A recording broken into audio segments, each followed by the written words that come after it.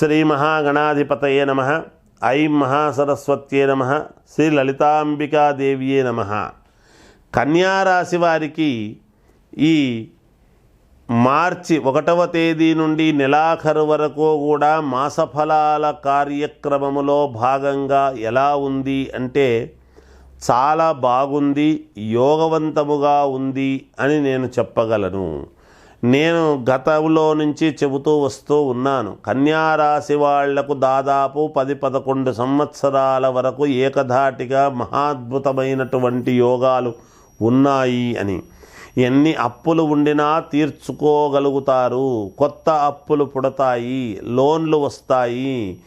మీకు ఇప్పుడున్నటువంటి పరిస్థితుల్లో కొన్ని ఇబ్బందులు ఉండవచ్చును, కానీ మీకు మీరే సాటి, ఎవరితోనూ పోటీ లేదు. మీరు అనుకూలవంతమైనటువంటి గ్రహస్థితులు వచ్చాయి. కన్యారాశి వాళ్ళు అనుకుంటే సాధించలేనిదంటూ ఏదీ లేదు. మానసికమైనటువంటి ధైర్యము, స్థైర్యము ఇవి రెండు మీరు పెట్టుకోగలిగితే ఖచ్చితముగా మేలు జరుగుతుంది. ఒక్కొక్కసారి ఎందుకబ్బా నా జీవితము, నేను ఇంత కష్టపడి ఇంత చేసినా నాకు ఎక్కడా కలిసి రాలేదే, నేను ఉండటం ఎందుకు అనేటువంటి భావన కలగవచ్చును చాలామందికి. కానీ అది నిలదొక్కుకొని ముందుకు పోయినప్పుడే కదా మీ గొప్పతనము తెలిసేది. గతములో మీరు చెయ్యనటువంటి పనులు లేవు, మీరు సంపాదించని సంపాదన లేదు. తప్పకుండా అనూహ్యముగా మలుపు తిరిగి మీ జీవితము ఉన్నతమైనటువంటి స్థితి వైపు నడిచింది. అనుకోని కారణాల చేత కొన్ని ఇబ్బందుల వలన మీరు సిక్కై ఉండవచ్చును, కానీ పూర్వ వైభవం అంత పదింతలుగా ఉండబోతూ ఉన్నది రాబోయే రోజుల్లో అనేటువంటిది మీరు గ్రహించాలి. కనుక తప్పకుండా మీకు విజయము లభిస్తుంది అని నేను తెలియజేస్తూ ఉన్నాను. గ్రహాలు చాలా అంటే చాలా అనుకూలముగా ఉన్నాయి. ఉద్యోగాలు చేసుకునేటువంటి వాళ్లకు అనూహ్యముగా స్థానచలనము కలగవచ్చును.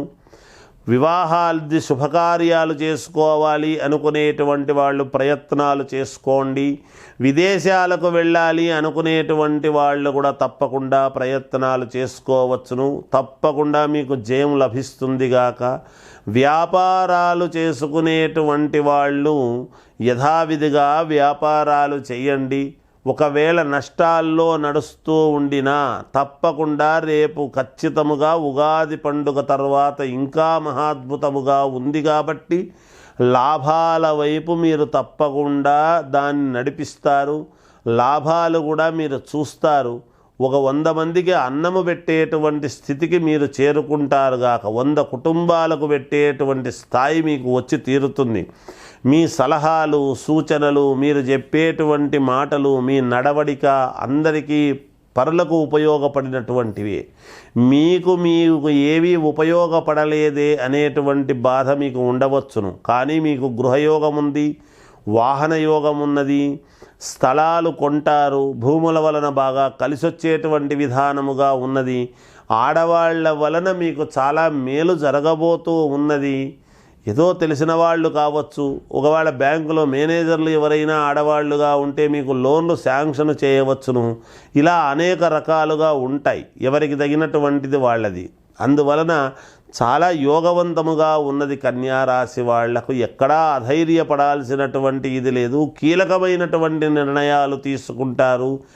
ఈరోజు లక్షల్లో మీకు బాధలు ఉంటే రేపు కోట్లల్లో సంపాదించేటువంటి స్థాయి మీకు తప్పకుండా 100% వచ్చి తీరుతుంది.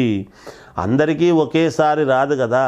ఎందుకంటే కన్యారాశి వాళ్ళు, రాసులు అందరివి ఒకటే కన్యారాశి కావచ్చు, కానీ లగ్నాలు కానీ పుట్టినటువంటి సమయాలు కానీ తేడాలు ఉంటాయి. కాబట్టి వ్యక్తిగతమైనటువంటి జాతకాలు ఏమైనా చిన్న పొరపాట్లు ఉంటే సర్దిద్దుకుంటారు అని తెలియజేస్తున్నాను. ఇక ఈ రాశి వాళ్లకు విద్యార్థులకు చాలా యోగవంతముగా ఉన్నది. వ్యాపారాలు చేసుకునేటువంటి వాళ్లకు అనుకూలముగా ఉన్నది. అంతేకాకుండా సినిమా రంగములో ఉండేటువంటి వాళ్లకు అనుకూలముగా ఉన్నది. కోర్టుపరమైనటువంటివి ఏమైనా గనక ఇబ్బందులు ఉంటే మీకే ఫేవరబుల్గా వస్తాయి గాక తీర్పులు. ఒక ముఖ్యమైనటువంటి పని కోసం ఎదురు చూస్తూ ఉంటారు. ప్రముఖ వ్యక్తి దగ్గర కావాలి, నాకు ఈ పని అయితే బాగుంటుంది, నాకు నిరంతరము పలికేటువంటి ఈ ప్రముఖ వ్యక్తి నాకు పలకలేదే అనేటువంటి కించిత్ బాధ మీకు ఉండవచ్చును. అది ఖచ్చితముగా మీకు అతి త్వరలో నెరవేరబోతుంది అనేటువంటిది ఒక విషయం తెలియజేస్తున్నాను. రాజకీయాలలో ఉండేటువంటి వాళ్ళు ఖచ్చితముగా రాచరికము చేజిక్కించుకుంటారు అనేటువంటి విధముగా మీ అడుగులు ఉండబోతూ ఉన్నాయి. మీరు పరిహారము విషయానికి వచ్చేటప్పటికి ఎటువంటి పరిహారము చేసుకుంటే మాకు ఇంకా మేలు జరుగుతుంది అని గనక ఒక్కసారి మీరు ఆలోచన చేస్తే ఆంజనేయ స్వామిని ఆరాధించండి, పంచముఖ ఆంజనేయ స్వామిని ఆరాధించండి, అమ్మవారిని ఆరాధించండి. మీకు తప్పకుండా విజయం లభించి తీరుతుంది. మామూలుగా జాతకము అనేటువంటిది చెబుతుంటాం, సహజం. అయితే అన్ని రాసుల వాళ్లకు కూడా ఇది వర్తిస్తుంది. నేను చెప్పేది ఈ రాశి వాళ్లకు మాత్రమే, ఈ రాశి వాళ్లకు మాత్రము కాదు అనటానికి లేదు. ఎందుకు ఆ మాట అంటున్నానంటే ఏ రాశి వాళ్ళకైనా కూడా అన్ని రాసుల వాళ్లకు కూడా మనము ఒక్క మాట చెప్పాము అంటే ఏముండాలి అంటే అది ప్రామాణికమై ఉండాలి. వ్యక్తిగత జాతకాలు ఎప్పుడైతే అందరికీ ఒకటే రకంగా ఉండవు కదా, అందరి లగ్నాలు ఒకటై ఉండవు కదా, అందరికీ లగ్నములో ఎవరున్నారో అవే గ్రహాలే అన్ని రాసుల వాళ్లకు ఉండవు కదా, ఆ రాశి వాళ్లకు అలా వేరువేరుగా ఉంటాయి. కాబట్టి ఆ లగ్నమేమి, ఎప్పుడు పుట్టాడు, ఆ లగ్నములో ఎవరున్నారు, అలాగే సప్తమములో ఎవరున్నారు, పంచమములో ఎవరున్నారు, ఏకాదశములో ఎవరున్నారు అనేటువంటి విధానముగా మనం చూస్తాం. ముఖ్యంగా అన్ని రంగాల వాళ్లకు, అన్ని రాసుల వాళ్లకు మనము మాట్లాడుకోవాలి. ఏదో మనం వీళ్లకు మాత్రమే, ఈ రంగములో ఉండేటువంటి వాళ్లకు మాత్రమే అని కాదు కదా. మనము చిన్నపాటి మనము చేసుకునే వ్యాపారము దగ్గర నుంచి పెద్ద పెద్ద వ్యాపార సంస్థల వరకు కూడా జాతకము అనేటువంటిది ఎప్పుడూ కూడా జాతకాలలో, శాస్త్రములో ఎప్పుడూ తప్పు ఉండదు.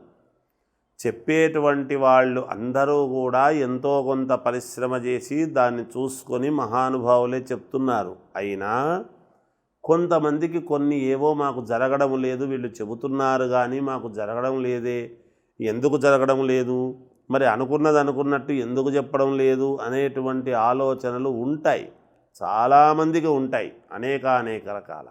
అయితే జాతకాన్ని ఒక్కటే మనము మిళితమై చూడకూడదు.